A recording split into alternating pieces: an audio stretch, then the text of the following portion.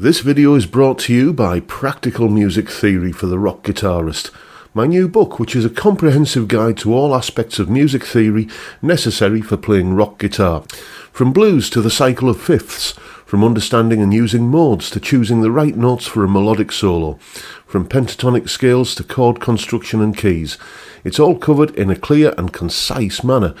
With accompanying video demonstrations, jam tracks and tabs, you'll learn to use the knowledge you gain in accessible ways that make sense for less than the cost of a few guitar lessons. Check out the link in the description for more details.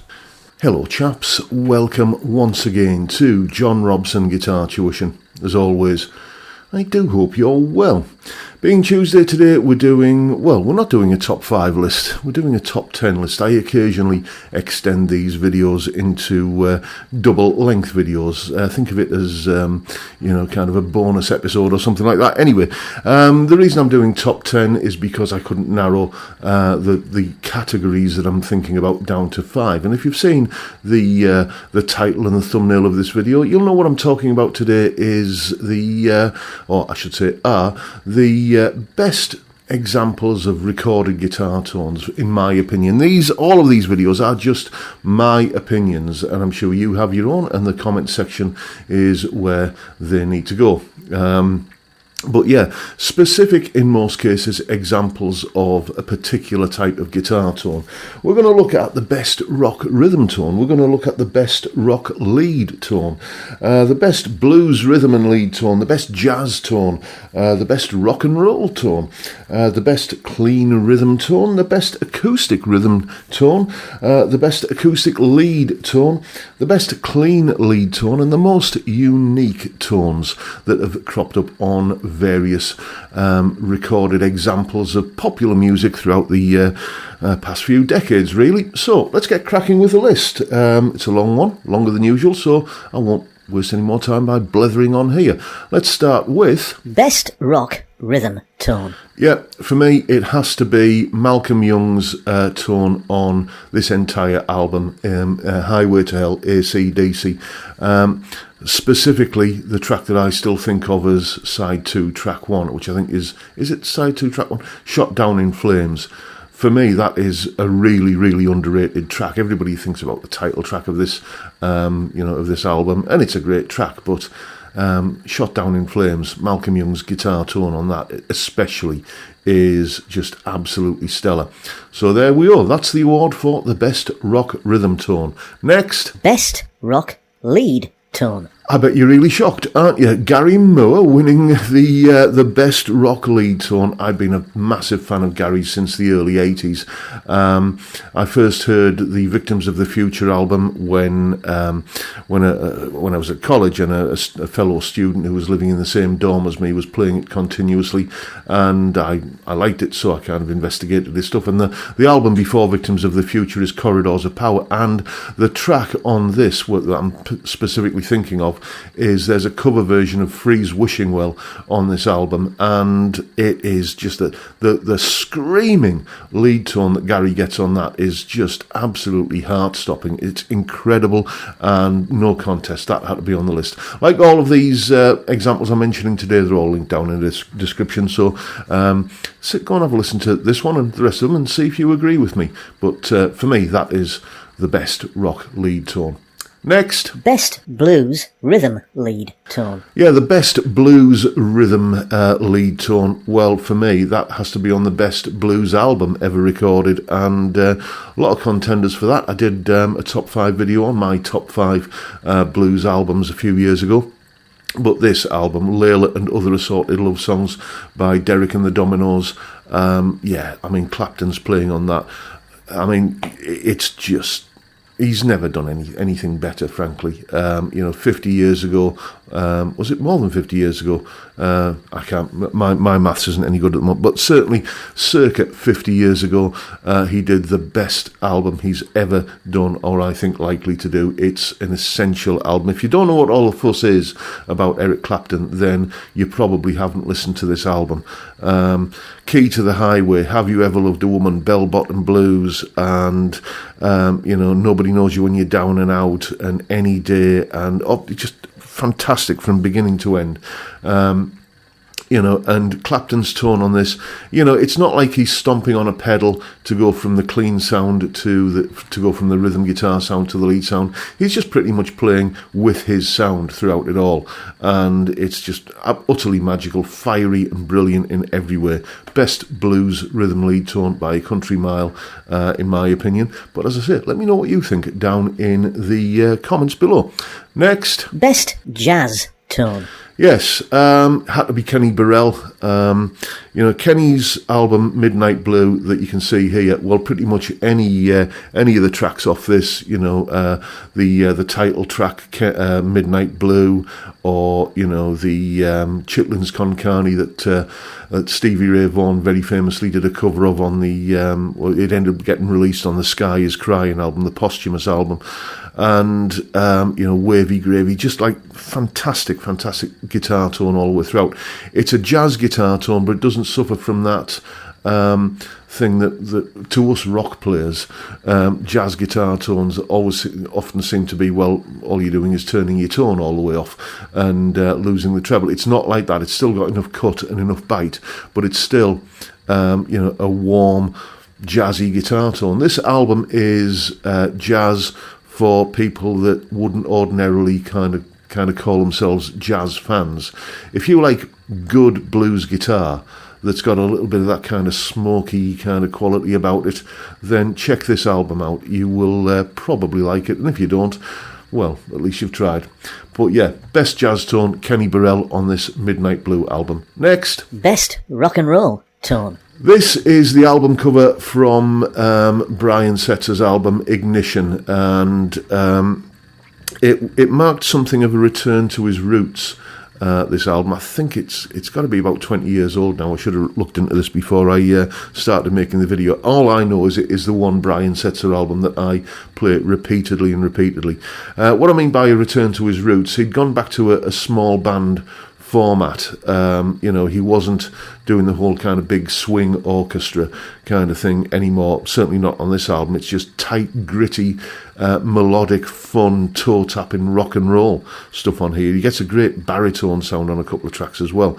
Not sure what he was playing there, but the majority of it is the Gretsch that he's famously known for, and what a tone he gets out of it. It's both kind of pin sharp and hi-fi sounding in a good modern sense, but it still has that retro warmth to it. It's just, you get the feeling that the sound of this whole album, let alone the guitar sounds on it, are the sounds that producers and artists and guitar players would have liked to have got in 1959. Actually, great track on this album is just called 59, and there's some great guitar tones on that.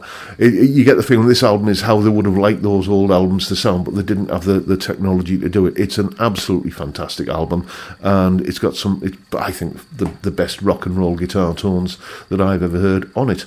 A lot of these choices I'm making here are a case of, well, yeah, I can't think of anything better, and I really can't think of anything better than the rock and roll guitar tones on this album, so that's why it's on the list. Next, best clean rhythm tone. Yep, there was a few contenders for this one, but in the end it had to be the Animals' House of the Rising Sun. This band are from my part of the world, a little bit further north than me, but the local independent TV station, Tyne Tees, serves kind of like a big part of the country, or a bigger part of the country than where I live. Anyway, this band come from within that part of the country where I live, and this band come from the northeast of England.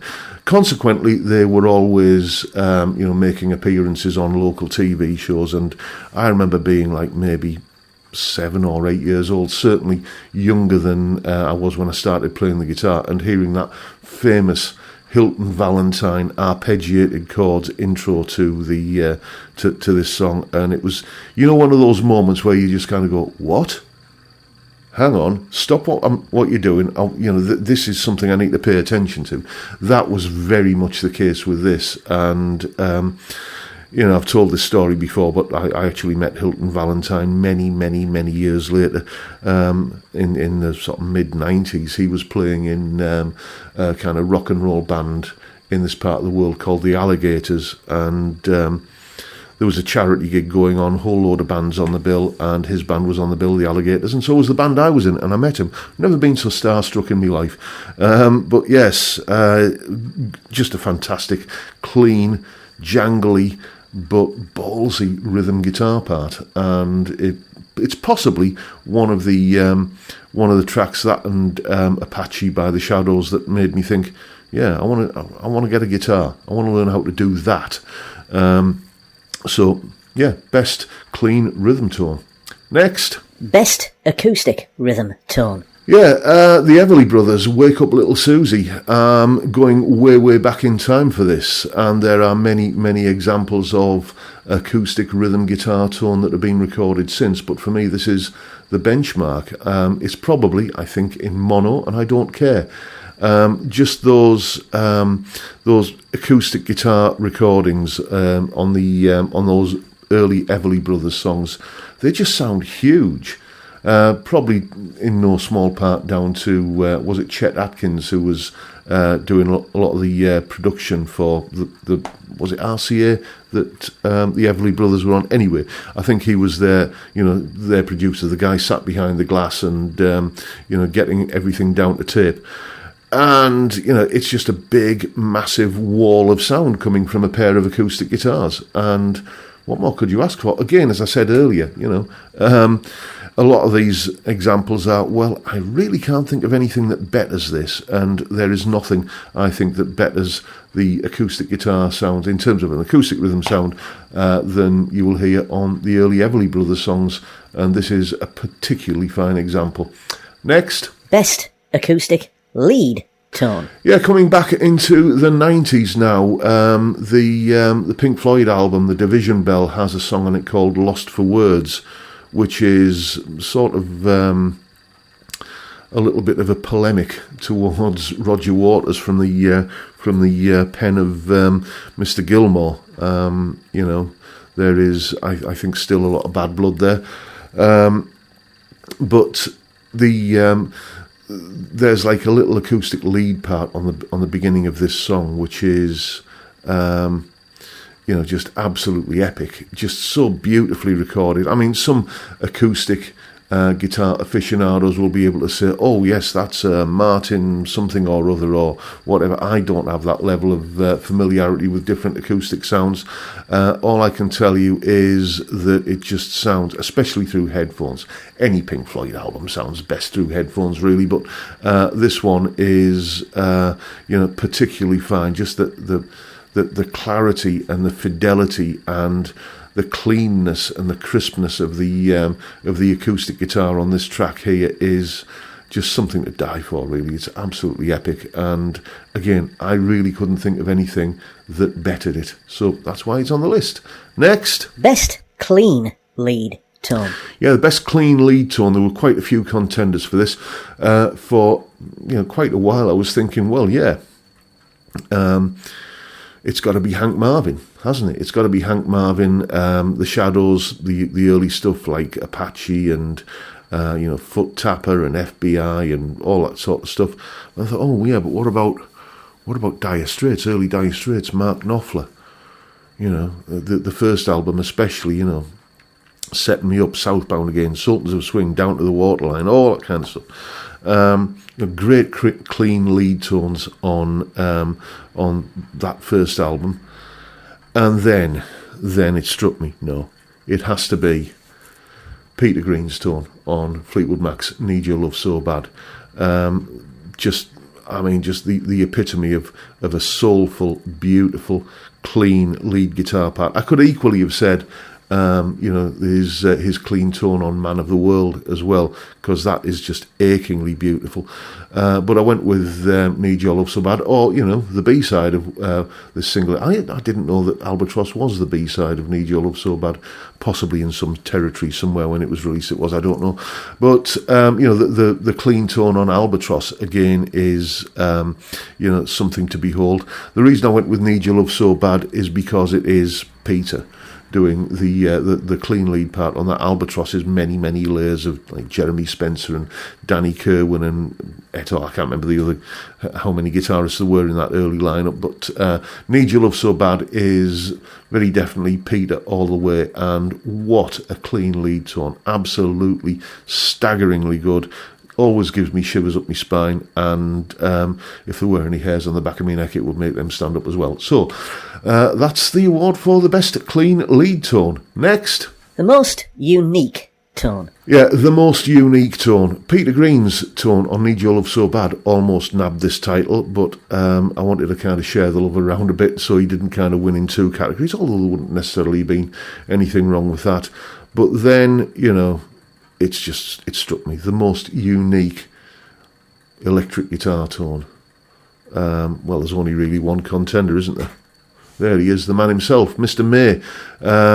You know, whether it's the Red Special guitar built out of, you know, an old fireplace and, you know, knitting needles and buttons and motorbike valve springs and all the rest. Well, you all know the story of that. Or whether it's the fact that he plays into, like, you know, the famous D-key amp in the studio, or the wall of AC30s live, or whether it's the fact that he uses the treble boost, or whether it's the fact that he plays with a sixpence, whether it's all of those things that all culminate in making his tone absolutely unique, recognisable, and uncopyable, really. I suppose you could copy it, but then again, you know, it's his tone. Why would you want to kind of disguise your playing as someone else's sound? That's well, I suppose some people like to do that kind of thing, but it's not for me. But yeah, just for literally that, to use the old cliche, you know, one note from this player and you know exactly what. Well, yeah, Brian is that guy, isn't it? You hear one note and you think, yeah, that's Brian, and it's immediately recognisable. So if we're talking about unique guitar tones, or the most unique guitar tone, yeah, the award has to go to Brian, really. No contest in my book. So there you go, folks. Those are what I think are possibly, well, in my opinion they are, but let me know your opinions down in the comments, the best rather, recorded examples of various different types of guitar tones over the previous few decades. Let me know what you think of my choices. Let me know what your choices are down in the comments, as I've said. But that is the video for today, folks. Hope you've enjoyed what I've been blethering on about, and if that's the case, please hit the subscribe button and the notification bell if you haven't already done so. And why not drop me a like as well while you're at it. Don't forget the live stream every Friday, 5 PM UK time. We drink beer and talk about music and guitars and whatever else crops up. It's a great way to kick off the weekend, and I'd love to see you there if you can make it. But for now, I'll bid you all a good day and say thank you so much for watching. Thank you for your time. Look after yourselves, folks. Stay well, stay safe, and above all, stay sane. Bye for now.